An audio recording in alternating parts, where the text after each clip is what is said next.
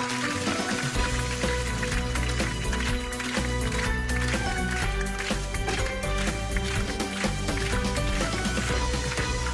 à tous et bienvenue en ce vendredi 7 avril 2017. Il est 20h20, je suis très heureux de vous retrouver en ce vendredi soir. L'émission politique diffusée hier, donc jeudi, hier soir en direct sur France 2, a réuni pratiquement la moitié des Français.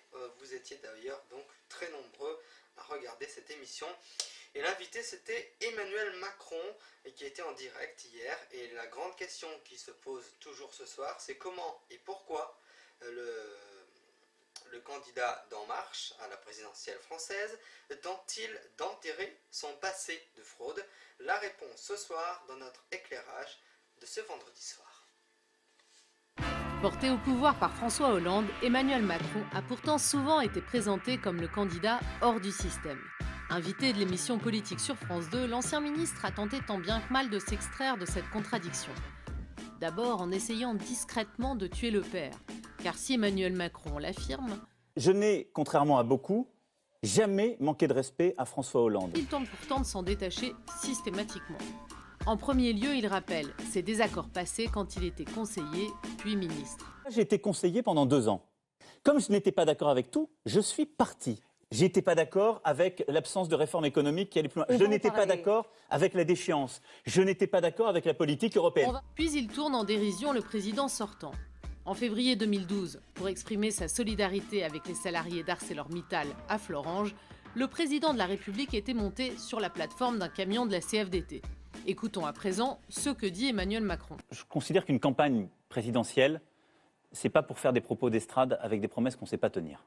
C'est trop facile. Parce que je vais faire quoi? Je vais aller sur un camion et je vais aller dire avec moi ça fermera pas. Et on sait que c'est pas vrai. Ensuite, Emmanuel Macron fait allusion aux confidences de François Hollande à des journalistes, quitte à le mettre dans le même sac que Nicolas Sarkozy. Je considère que le problème des derniers quinquennats a été une trop grande proximité avec les journalistes. Enfin, le candidat du mouvement En Marche l'affirme. Il ne rejouera pas la carte du président normal que le chef de l'État avait abattu en 2012. Un président de la République, ça n'est pas quelqu'un qui est normal dans ses fonctions, qu'on le veuille ou non.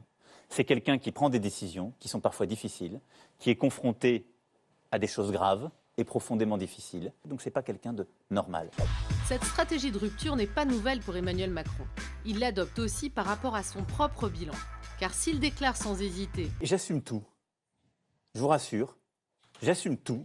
Il a pourtant déjà tenté de minimiser son rôle dans certains dossiers. 2 jours plus tôt, face à Nicolas Dupont-Aignan, l'accusant d'avoir augmenté les impôts de 60 milliards, il affirme... Et à ce moment-là, je n'étais pas ministre dans la période que vous indiquez. Mais non, c'est jamais vous. on peut être factuel. C'est jamais vous. Pas ministre, peut-être, mais Emmanuel Macron était le conseiller économique du président. Il a directement inspiré cette politique qui a consisté à augmenter massivement les impôts des ménages. Il avait d'ailleurs reconnu franchement en 2015, toujours sur France 2. Le choc fiscal, c'est vous. Vous l'assumez? Mais je prends mes responsabilités. En 2012, on augmente en effet les impôts de manière substantielle. Et je crois qu'il ne faut pas se masquer en effet derrière ses responsabilités. Et j'y ai tout à fait ma part. La rupture n'est donc pas complètement consommée pour Emmanuel Macron. D'ailleurs, quand on lui demande si son gouvernement ne contiendrait aucun ancien ministre, il ne ferme pas complètement la porte. Il n'y aura aucun ancien Premier ministre, et à l'exception peut-être d'une ou 2 individualités, mais que je n'ai pas décidé. Je ne m'interdis pas 1 ou 2 exceptions, mais en très large majorité, ce ne sont pas des politiques qui ont été aux affaires.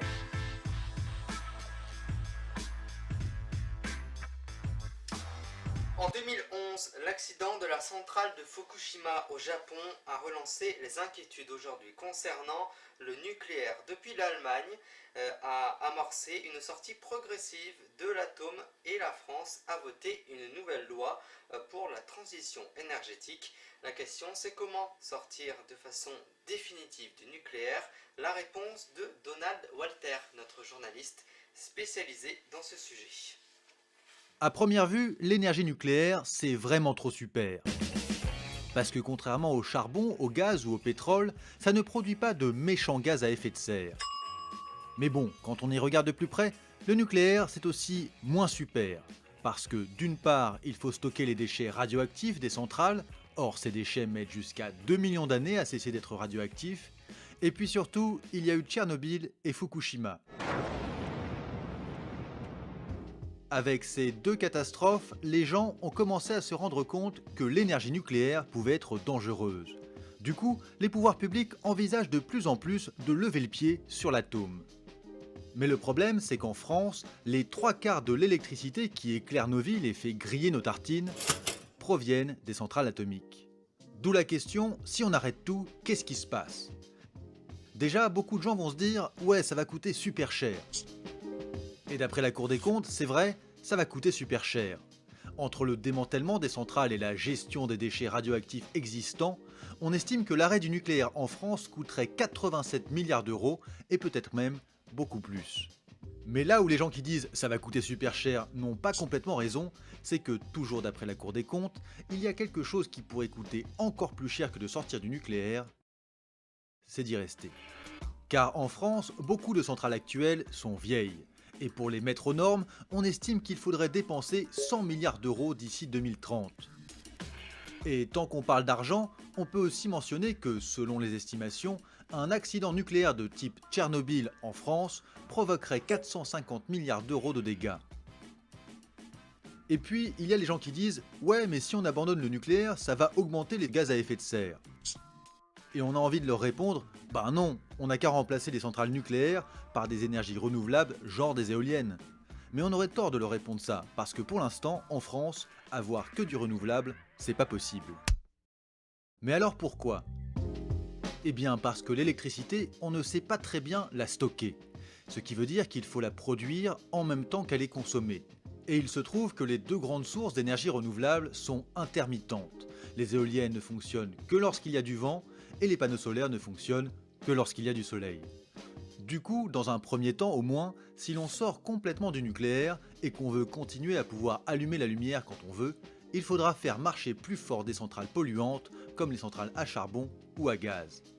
Ce qui ferait augmenter les émissions de gaz à effet de serre ou tout au moins les ferait baisser moins rapidement. C'est exactement ce qui s'est passé en Allemagne depuis que le pays a commencé à fermer ses centrales nucléaires. Reste que selon certains organismes d'État, comme par exemple l'Agence de l'environnement et de la maîtrise de l'énergie, il serait possible à terme que l'électricité en France soit produite à 100% par des énergies renouvelables. Pour cela, 3 conditions devront être réunies.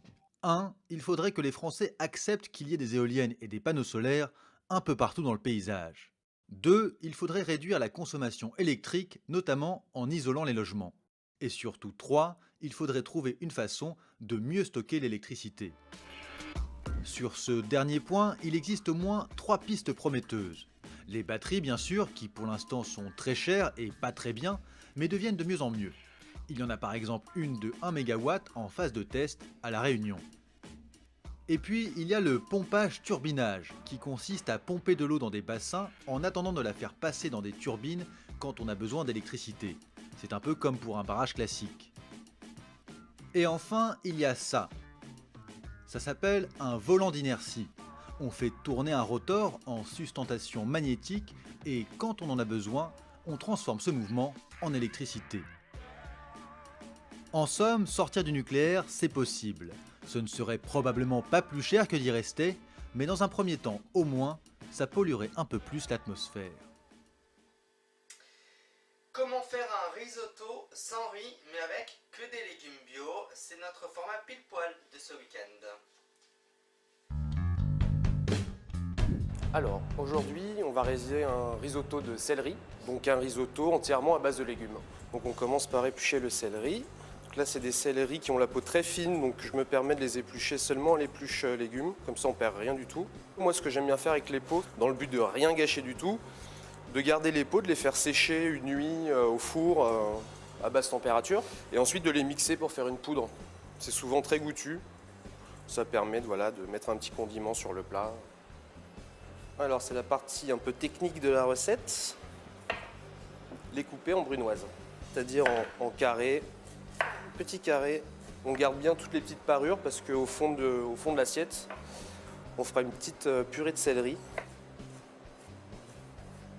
Nous on compte un céleri pour une personne, voire une personne et demie, quoi. 2 céleris pour 3 personnes à peu près. Alors pour la cuisson, un petit trait d'huile, une noix de beurre. Il ne faut pas que ça noircisse du tout. Juste que ça mousse. Et on peut lancer notre risotto. Alors on salve, fleur de sel. Donc voilà, on peut vraiment comparer un risotto. On est en train de nacrer notre céleri. Il faut compter environ 5-6 minutes, je dirais. Il ne faut pas que ça devienne de la purée. Il faut que ça reste quand même légèrement croquant. On ajoute un peu de lait et un petit peu de crème pour lier le tout. Là, on va faire une recette végétarienne accompagnée de poireaux. On peut la faire avec de la viande, on la fait avec de la ventrèche, suivant ce qu'on a vraiment, du Beaufort. On peut le lier au Beaufort, au fromage aussi, comme un risotto. Voilà, ça commence à prendre une belle texture, ça mousse bien. Voilà, c'est cuit. Ce risotto, on l'accompagne de mini poireaux, blanchis et refroidis dans une glaçante, dans une eau très froide. J'aime bien le brûler, lui donner un petit côté brûlé, juste d'un côté. Voilà, bien caramélisé. Les petites parures quand on est en train de tailler notre céleri, on les garde. On fait juste une purée, on les mixe. Je les mets dans une casserole, je mets un peu de lait, je mouille à hauteur, je laisse cuire, je mixe. Je fais une petite purée, un petit emporte-pièce. Hop. Voilà. Alors, on va venir poser notre poireau dessus. Et moi, vu que j'aime rien gâcher, j'ai gardé mes petits verres de poireaux. Je les ai fait frire et je les laisse sécher sous la salamandre. Donc ça me fait des petits poireaux, des verres de poireaux craquants comme ça. Et je vais venir décorer mon assiette. Voilà un risotto complètement végétarien qui pourrait plaire à beaucoup de gens.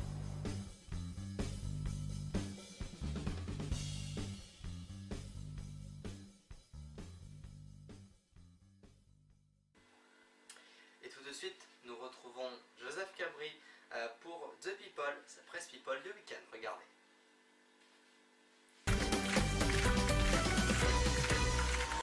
La presse People. Voilà, nous sommes en direct, bien sûr. Joseph, vous êtes au courant que nous sommes en direct? Bien sûr, je suis au courant. Ce soir, je vais vous présenter la presse People.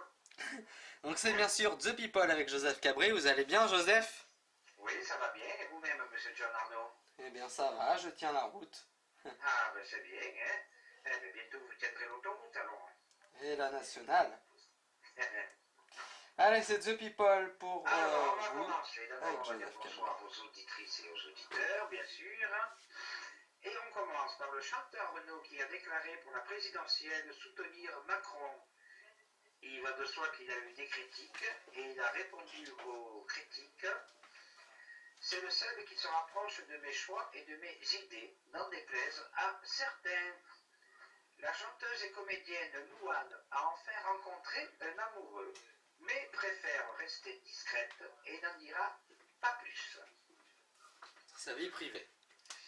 Figurez-vous que le tout premier amour de Julie Gaillet, qui est maintenant bien sûr avec M. François Hollande, a été le fils de Stone et Chardenne, Baptiste, qui est âgé de 44 ans à ce jour.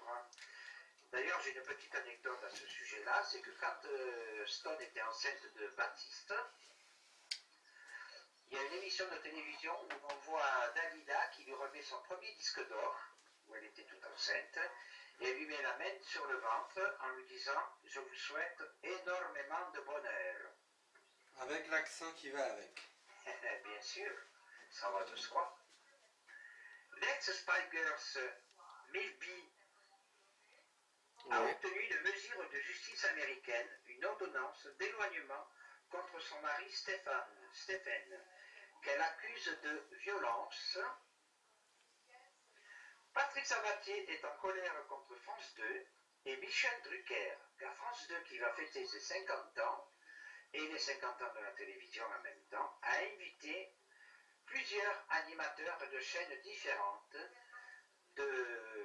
qui ont fait des programmes différents, bien sûr, et Patrick Sabatier qui se dit qu'il a fait quand même quelques bonnes émissions, comme Avis de recherche, Le jeu de la vérité et Porte-bonheur, qui, à l'époque, il faut reconnaître, faisait des marchés d'audience excellentes, ne comprend pas pourquoi il n'a pas été invité. Et il précise, je n'ai même pas reçu un coup de fil aimable de Michel Drucker. Là, comme on dit, il a été plutôt évité. Tout à fait. L'animatrice Laurence Broccolini a envoyé un message sur son compte Twitter et qui dit qu'après son hospitalisation, pour grosse fatigue, qu'elle est bien rentrée à la maison et qu'il va lui falloir beaucoup de repos avant de prendre son émission Jeu Monnaie d'Europe. Attendez, Joseph, Oui, j'ai rêvé, vous avez bien dit Laurence Broccolini. oui, Broccolini, oui, pardon.